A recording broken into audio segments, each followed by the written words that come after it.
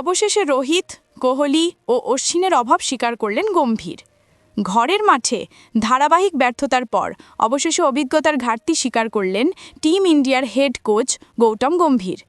দক্ষিণ আফ্রিকার বিপক্ষে বড় হারের পর গম্ভীর জানান, রাতারাতি সিনিয়র ক্রিকেটারদের অভাব পূরণ করা সম্ভব নয়।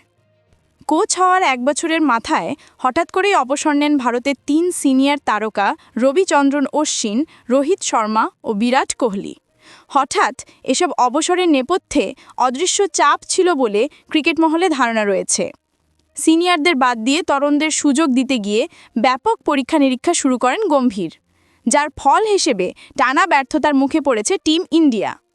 নিউজিল্যান্ড, অস্ট্রেলিয়ার পর এবার দক্ষিণ আফ্রিকার কাছেও চুনকাম হয়েছে ভারতীয় দলের। ব্যাটিং বোলিং 2 বিভাগেই ধস নেমেছে একের পর এক ম্যাচে। এই পরিস্থিতিতে গম্ভীর বলেন, একসাথে এত অভিজ্ঞ ক্রিকেটারকে হারালে মানিয়ে নিতে সময় লাগে। এটি একটি বড় ট্রানজিশন পর্ব।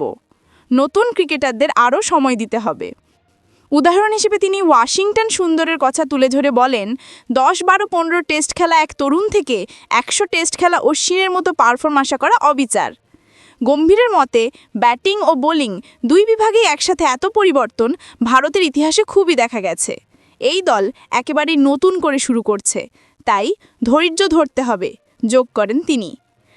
টানা হারের পর কোচের এই ব্যাখ্যা ভারতীয় ক্রিকেটে আবারও সিনিয়রদের গুরুত্ব নিয়ে আলোচনার জন্ম দিয়েছে।